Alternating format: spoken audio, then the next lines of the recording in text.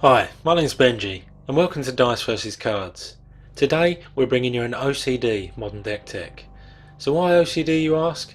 Well, I find myself each and every time I build a deck that I place artificial rules and limitations on what's allowed. Sometimes in the pursuit of theme, sometimes just because of some strange compulsion, but always in pursuit of having the most fun playing the game, just like Johnny or Timmy would. However, it would be remiss of me not to give a nod to the spikes out there by retaining as much of a deck's competitiveness as possible. So let me ask you, do you like cheating out monstrous creatures and letting them do their thing? And do you like cycling and discarding for the win? Then we're here with a deck for you. Ladies and gentlemen, I present to you HollowBrand, a mashup deck between a traditional Griselbrand Reanimator type model and Hollow One shell that always comes armed with a backup plan. So enough with the intro, let's see what we're building these separate big stick, bigger stick game plans around.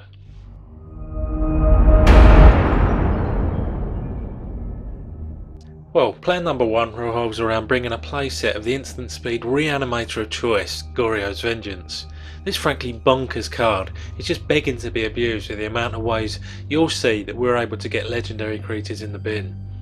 There are also combos with this and cards like Desperate Ritual, where you can splice onto Arcane, but with the jam-packed suite of cards that we're bringing, there's just no room for it.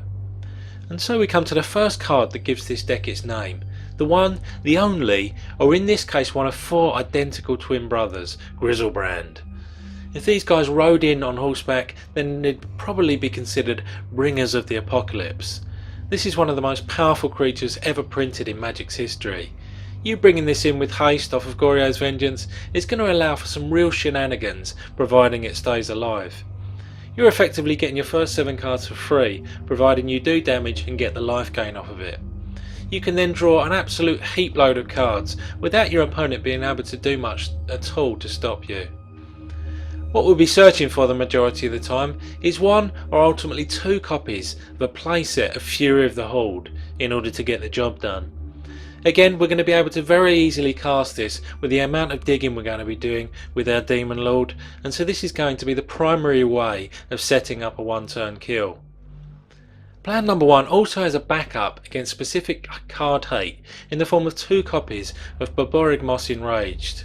Very much a tier below Griselbrand in terms of producing a one-turn kill, but as you'd expect, the Shizzle Grizzle is going to be facing a lot of targeted hate, be it from Surgical Extraction or Pithing Needle or AN other magic card. So this enables you to reliably either finish your opponent off or, less desirably, clear some if not all of your opponent's board. And so we move to plan number 2. This time we're building around a playset of the recycled golem Hollow One, whose vicious stumps are going to cause your opponent no end of grief. As you'll see when we go through the rest of this deck, it's not going to take much to get 1 or even 2 of these out on turn 1, if not turn 2, and I'm pretty sure that's considered value of the highest order. This card has more synergies than I ever considered alongside a reanimate strategy, and also I find going all in on a combo can certainly get boring over time. But with this mashup deck, every game is slightly different. Rounding out this filling the graveyard plan is 2 copies of Tasigur, the Golden Fang, the best value delve card at CMC 6 in Magic, and the fact that it's a legendary creature makes this card part of Johnny's challenge of the day, where you use this with Goryo's Vengeance, providing an unorthodox and rare win condition. We're also bringing the second best value delve creature in colour with 2 copies of Gurmag Angler. Yes, a zombie fish is one of the more bizarre creature types you'll come across, but this was an obvious delve buddy to go alongside Tasigur. So those are the cards we're building around. How does all this mess tie together? To enable all these bombastic plays, we're going to need a means within which to draw and discard a bunch of cards. And it was at this point that, as usual, Johnny threw a strop and put his foot down. He just would not accept cards that were draw and discard at complete random. He boldly proclaimed that Magic is random enough as it is without this nonsense. So as strong as they might be, there was no room for either Burning Inquiry or Goblin Law. No, instead we're going for a purist's version of Cycle and Discard.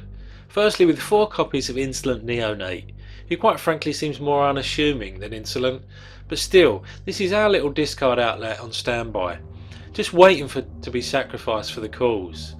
You want to be careful when you use him, and don't just sack him for the sake of it if you don't have a Hollow One, Delve or Reanimate payoff. We then bring in 4 copies of Dude Cycle himself, Street Wraith.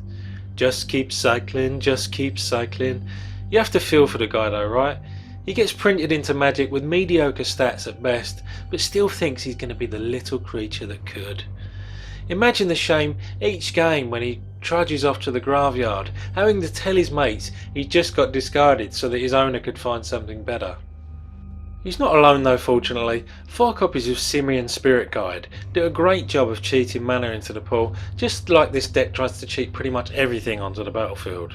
Remember guys and girls, conventional cheating is bad. This type of cheating, however, is just good magic. You'll find yourself using this a considerable amount as we try and eke out all the possible value on our turns with access to either 1, 2 or 3 mana.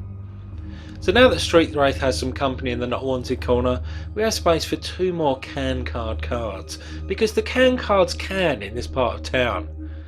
So we're bringing a playset of Faith's Looting. This might not provide card advantage, but we're all about the fine tuning our hand and graveyard to enable either of our plans, and this is the perfect 1 mana card to pull this off. Flashback is just the icing on the cake. Remember kids, don't be delving this card. No, no, no, don't do it. Finally, we're bringing 4 copies of Cathartic Reunion. I prefer this to Tormenting Voice as this is going to bring Hollow One's cost down to at least 1, and in all likelihood with other cards we have access to, nothing at all. So that rounds out the bodies and the bolts. What lands are going to be facilitating all of this?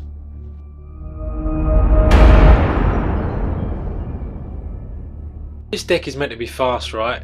So that's why we're bringing 3 copies of Blackcleave Cliffs, and they're going to come in untapped in pretty much all of our most useful turns. Refer to turns 1, 2 and 3 for more information on why this is a fact. The only reason we're bringing 3 copies, and again we have someone other than myself to blame for this, is because we're also bringing 3 copies of the absolutely not fast Scryland Temple of Malice. This is probably a fairly controversial choice, but it's not unheard of, and remember, although we're not quite a pure combo deck, we really do need to line up a few pieces of the puzzle to go off. And at the very least on turn 1 this isn't a huge setback to your game plan, and it'll allow you to scry for those essential cards you need. It's fetch time next, and we're bringing only 4 of them in the form of the in-colour Bloodstained Mire. This puts a card in the bin for Delve and allows you to fetch everything but the cliffs and temples, so it just does the job we need it to. Shocklands go hand in hand with fetch lands, like not so star-crossed lovers, and so we're bringing 2 copies of Blood Crypt to fix that mana and help pursue whatever game plan we're on. This leaves us with 6 spots for basic lands. That's right, we're running just 18 lands in this monstrosity, and we're sharing the Rakdos spoils evenly between 3 swamps and 3 mountings. More than enough basic lands to do the trick.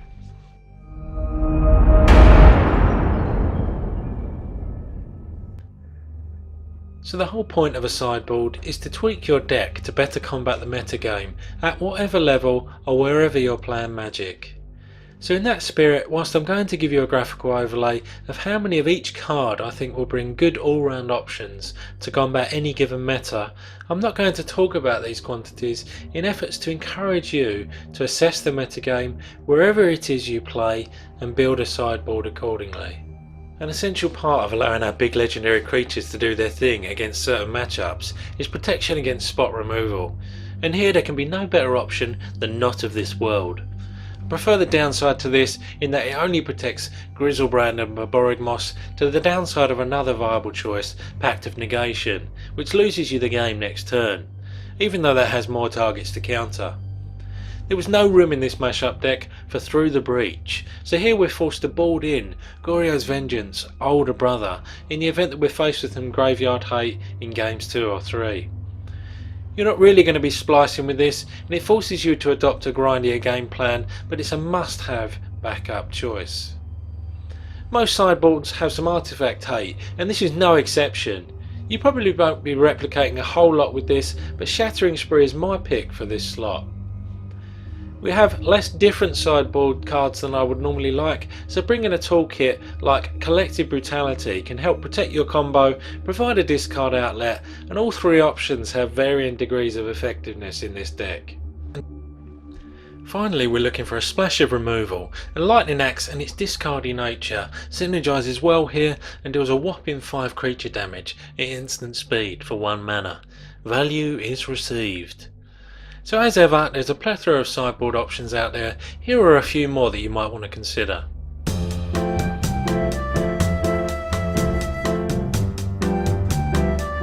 Even if I do say so myself, this is one of the most fun decks I've ever played.